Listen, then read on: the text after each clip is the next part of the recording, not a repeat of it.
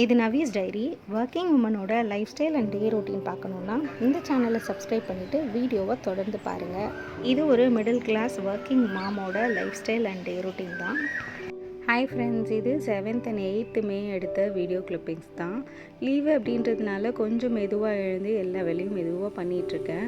அவங்களுக்கு இன்றைக்கி காலேஜ் இருக்கிறதுனால அவங்களுக்கு மட்டும் பிரேக்ஃபாஸ்ட் லஞ்சு செஞ்சு கொடுத்து விட்டாச்சு. அவங்க போனதுக்கப்புறம் தான் எல்லா க்ளீனிங் வேலையும் ஸ்டார்ட் பண்ணியிருக்கேன். இந்த வேலையை எப்போவுமே நவி பண்ணிவிடுவா. இன்றைக்கி அவளுக்கு கொஞ்சம் உடம்பு முடியல, அதனால் இதை நான் பண்ணிகிட்ருக்கேன். பெட்டில் உள்ள போர்வையெல்லாம் மடித்து வச்சுட்டு அவளோட டாய்ஸ்லாம் எடுத்து ஓரமாக வச்சாச்சு. இங்கே 2 நாளாக மழை பெய்யறதுனால டேபிள் ரோஸ் கொஞ்சம் நல்லா துளிர்க்க ஆரம்பிச்சிருக்கு. டெய்லி அட்லீஸ்ட் ஒரு பூ இல்லாட்டி 2 பூ பூக்க ஆரம்பிச்சிருக்கு. காலையில் கொஞ்சம் டேபிள் ரோஸ்க்கு தண்ணி விட்டாச்சு. நைட்டு மழை பெஞ்சதுனால துணி எல்லாத்தையும் உள்ளவே காய போட்டிருந்தேன். நேற்றே கோதுமை எல்லாம் புடச்சி வச்சுட்டேன். இது இன்றைக்கி மாவு அரைக்கணும். கோதுமை மாவு எப்படியும் தேவைப்படும் அப்படின்றதுக்காக அதை ரெடியாக வச்சுருக்கேன். அதே மாதிரி அரிசியும் கொஞ்சம் வச்சுருக்கேன். அதையும் அரிசி மாவு அரைச்சிட்டு வந்தால் ஏதாவது செய்கிறதுக்கு பயன்படும் அப்படின்றதுக்காக. சிலிண்டர் எப்படியும் புக் பண்ணியிருக்கேன், இன்றைக்கி வந்துரும்னு நினைக்கிறேன். அதனால சிலிண்டரையும் ரெடியாக வச்சாச்சு. இப்போ அவங்க போனதுக்கப்புறம் கிச்சன் ஃபுல்லாக க்ளீன் பண்ண போகிறேன். நான் இன்றைக்கி கத்திரிக்காய் புளிக்குழம்பு தான் வச்சுருந்தேன். அது ஒரு பாத்திரத்தில், சின்ன பாத்திரத்தில் மாற்றிட்டு அதுக்கப்புறம் நவிக்கு தோசை ஊற்றி கொடுக்கலான்ட்டு அவளுக்கு தான் தோசை ஊற்றிட்டுருக்கேன். என்னன்னே தெரியல, காலையில் ஒரு 5 மணிலேருந்து நவி கொஞ்சம் டயர்டாக, ரொம்ப டயர்டாக இருக்குது, உடம்பு வலிக்குது அப்படின்னு சொல்லிகிட்டே இருந்தா. இப்போ தொட்டு பார்த்தா கொஞ்சம் டெம்பரேச்சர் அதிகமாக இருக்குது. புளிக்குழம்ப ஒரு சின்ன பாத்திரத்தில் ஊற்றி வச்சுட்டு இந்த மாதிரி கடாயில் கொஞ்சம் சாதம் போட்டு சாப்பிட்டா சூப்பராக இருக்கும். எனக்கு இது ரொம்ப பிடிக்கும். உங்களை எத்தனை பேருக்கு பிடிக்கும் அப்படின்றத சொல்லுங்கள். நம்ம தனியாக விட்டு சாப்பிட்றத விட இந்த மாதிரி கடாயில் உள்ள இந்த சாதத்தை பிசைஞ்சு சாப்பிடும்போது ரொம்பவே டேஸ்ட்டாக இருக்கும். நவி கொஞ்சம் டயர்டாக படுத்துருக்கா. அவளுக்கு கொஞ்சம் லைட்டாக டெம்பரேச்சர் இருக்குது. அவளுக்கு கொஞ்சம் தோசை ஊற்றிட்டு அட்லீஸ்ட் ஒரு தோசையாவது சாப்பிட்ட வச்சிடணும் அப்படின்றதுக்காக அவளுக்கு நானே ஊட்ட போகிறேன். அவளுக்கு பூண்டு மிளகா அப்படின்னா பிடிக்கும். இன்றைக்கி அவள் அதை தான் கேட்டால், அதனால அதுவே கொடுத்துட்ருக்கேன்.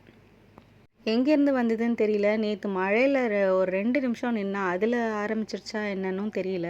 அதுக்கப்புறம் என்னோடய வேலையும் கொஞ்சம் பார்க்க ஆரம்பிச்சிட்டேன். இது ஈவினிங் எடுத்த விலாகு. அடுத்த நாள் 8th மே. நேற்றும் இன்றைக்கும் சரி என்னோடய அஃபிஷியல் ஒர்க்கு தான் கொஞ்சம் பார்த்துட்ருந்தேன். அதனால அதிகம் விலாக் எடுக்க முடியல.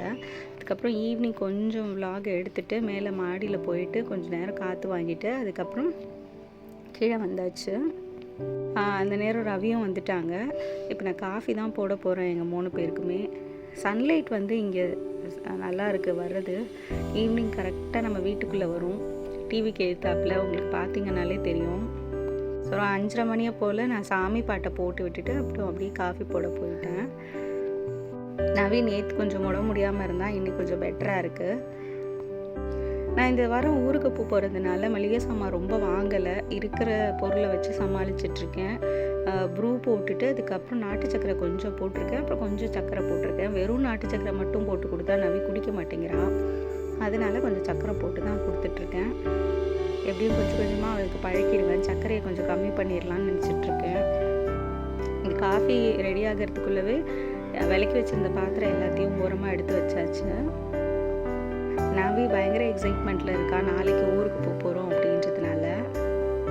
நான் இன்னும் பேக்கிங்லாம் ஒன்றுமே ஆரம்பிக்கல. இன்றைக்கு கொஞ்சம் வேலை சரியாக இருந்ததுனால ஒன்றும் ஆரம்பிக்கல. நாளைக்கு தான் பேக்கிங் ஆரம்பிக்க போகிறேன். என்னோடய ஒர்க் இன்னும் பெண்டிங் இருக்குது. அதை தான் இன்றைக்கி முடிக்க போகிறேன். பேக்கிங் நாளைக்கு தான் ஆரம்பிக்கும். விலாக் அப்படியே 9th ஈவினிங் ஆரம்பிக்குது. இன்றைக்கி வெள்ளிக்கிழமை அப்படின்றதுனால சாமிக்கு சாம்பிராணி காட்டலாம் அப்படின்னு நினச்சிட்ருக்கேன். நான் சாமி பாட்டி பார்க்க வந்திருக்கேன். அதுக்குள்ளவே ரவி ரெடி பண்ணிட்டாங்க. நம்ம வீட்டில் எப்போவுமே சாம்பிராணி கொட்டாங்குச்சி அடுப்பில் வச்சுட்டு சூடாக்கிட்டு அதுக்கப்புறம் அப்படி தான் காமிப்போம். இன்ஸ்டன்ட் சாம்பிராணி நம்ம போட மாட்டோம். வீடு ஃபுல்லாக சாம்பிராணி காட்டியாச்சு. அப்படியே ஒரு சின்ன பூஜையும் முடிச்சாச்சு. நைட்டு நாங்கள் இப்போ வெளியில் கிளம்புறோம். நாளைக்கு பேக்கிங்க்கு தேவையான பேகு ஒன்றும் பெருசாக இல்லை. பேகு கடைசி நேரத்தில் தைக்கவும் முடியல. அதனால ஒரு சின்ன பேகு தேவைப்படுது, அதை மட்டும் வாங்கிட்டு வரலாம் அப்படின்ட்டு போயிருக்கோம். நவி அவளுக்கும் ஷோல்டர் பேக்கும் வேணும் அப்படின்னு சொல்லியிருந்தா. அவளுக்குமே பேக் எதுவும் இல்லை, பிஞ்சு போயிடுச்சு. அதனால் இன்றைக்கி வாங்குறதுக்காக 2 கடைக்கு போயிருந்தோம். ஃபஸ்ட்டு கடையில் அவள் கேட்ட மாதிரி கிடைக்கல. அப்புறம் 2வது கடையில் போய் வாங்கினோம். இந்த ஷூ வந்து 500க்கு மேலே காம்ப்ளிமெண்ட்டாக கொடுக்குறாங்க அந்த கடையில். இதுதான் வந்து ட்ராவல் பேக்கு எங்களுக்கு வாங்கினது. அதுக்கப்புறம் நவிக்கு ஷோல்டர் பேக் வந்து இந்த மாதிரி தான் கேட்டிருந்தா. ஒரே ஒரு வாட்டர் பாட்டில், ஒரு நோட்டு மட்டும்தான் வைக்க முடியும் இதில். பட் அவள் ரொம்ப நாளாக ஆசைப்பட்டுட்டு இருந்தது. இந்த vlog இதோட முடியுது. பிடிச்சிருக்கும்னு நினைக்கிறேன். தேங்க்ஸ் ஃபார் வாட்சிங்.